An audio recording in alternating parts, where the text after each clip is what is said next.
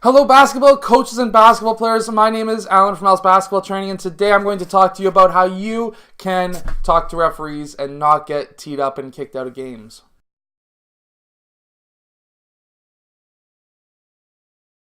So hello everyone, my name is Alan from Al's Basketball Training. On this channel I'll show you basketball plays, drills, and skills. So if you like that stuff, hit that like button and subscribe. But anyways, today I'm going to be talking to you about how you can talk to referees in basketball. So I'm going to split this up. I'm going to talk about how coaches can talk to them first, and then later on in the video, if I remember, I'll put a timestamp in the comments below, and at the second half of the video, I'm going to talk to you about how players can talk to referees and not get teed up.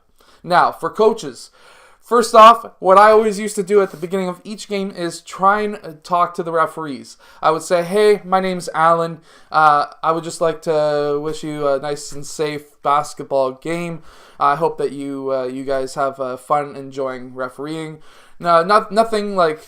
I wouldn't be talking to him in a condescending way, but just try to be friendly, because it's always good to become friends with the referees.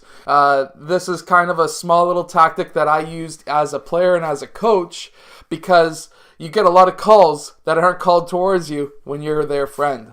There was one guy, I'll talk to you about this a little bit later when I talk about players, but when I was a player, there was a referee called Guido, and he liked my goggles, and we talked about it all the time, and I could get away with murder in games when he was reffing, and I wouldn't be called for anything. So I'll talk about that a little bit later. But for coaches, if you can become friendly with the referees, it's a lot easier to talk to them in game.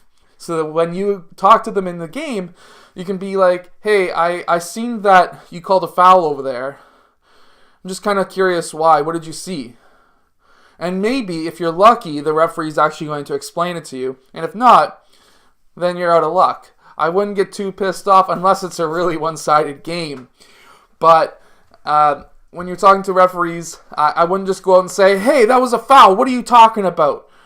That's really bad. You're going to be on their bad side right away. What you want to do is go up to them and be like, hey, I seen that you called a foul over there. I'm just kind of curious as to why you called that. Or something along the lines of, hey, I seen you called a travel over there. I didn't see it myself, but I just wanted to know like why you called that, or if it was actually a travel. Now, if it's a travel, it's a travel call. Whatever, it's too bad.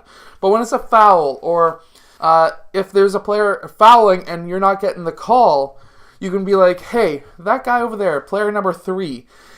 He seems to be really hitting our players really hard. Can you watch that a bit when he's in the paint and he's really hitting our guy in the back? Can you watch that a little bit? Or, hey, that guy in offense, number 6, he tends to be staying like 6-7 seconds in the key in my count. So I don't know if you're keeping track of that, but something that you might want to keep track of, because you're only allowed to have 3 seconds in the key. I've done that a lot of times where I've gone up to a referee and been like, hey, just so you know, number 7 right there, this is at a timeout or something. This isn't during the actual game. I'm not talking to him when he's reffing. During a timeout or during a travel call or something where there's like 3 seconds where I can get across, I can be like, hey, just so you know, player 7's team seems to be spending a lot of time in the key. Can you keep track of how long he's in there for me? For then, it was like quite literally right away. He was like 3 seconds in the key. 5 seconds, whatever your rule is in your league, but for us it's 3 seconds in the key. And I was like, sweet, okay, he called it. Next time down the court, same thing. It was like 4 calls in a row, and the other coach is like yelling. He's like, he's not in the key. What are you talking about?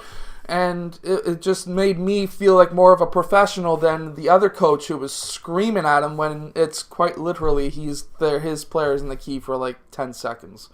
So if you can come across as a professional coach, you're going to get a lot more calls called towards the other team, especially if the other team's coach is not very professional. Now, as a player, same idea. And you can watch the NBA games, and a lot of NBA games, the players are really yelling at the refs. But you need to keep that in perspective. It's very loud on those courts. So, of course, they're going to be looking like they're really screaming at the guy like, you called me for a foul, why? But really, they're just trying to scream over the crowd. And they're, again, professional sports. They don't have a lot of time to communicate. So, when you can, at the high school level, college level, anything like that, when you go up to a referee and be like, at like a timeout, or maybe in between plays, like where there's just a out of bounds call, you can be like, hey, why did you call a foul on me? What did I do wrong? And then maybe if you're lucky, and this used to happen to me when I was a player, when I would be like, hey, why did you call me for a foul? Can you explain that to me?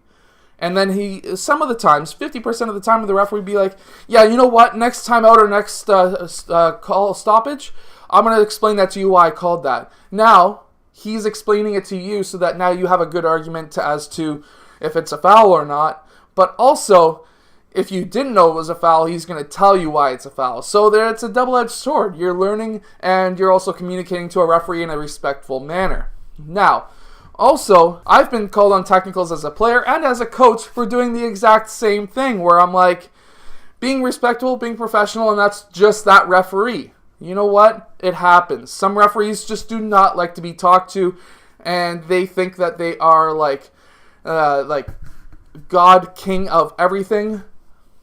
That's just life. Cops are like that too. But if you can come across and be respectful, you have a higher chance of not getting kicked out and not getting in trouble and stuff like that. If you can come across very professional, it helps. You can become really good friends with referees. Like I was saying, the guy called Guido, he was a Mexican, Honduras, Central American kind of guy. He was on the shorter side, and he was really cool, but everyone hated him because he would call just random stuff. But I really liked him. We talked about goggles all the time, and you know what? I could get away with murder because I talked to him like if he was a friend. I had players where I hacked their heads off when they're going towards the rim, when they're driving. He called nothing because I was his friend. So, keep that in mind when you're a player. If you want to be able to get away with just a bit more, become really good friends with the referees. I hope that you have enjoyed today's video. I hope that this video has helped, and I will see you guys again tomorrow for another daily basketball video.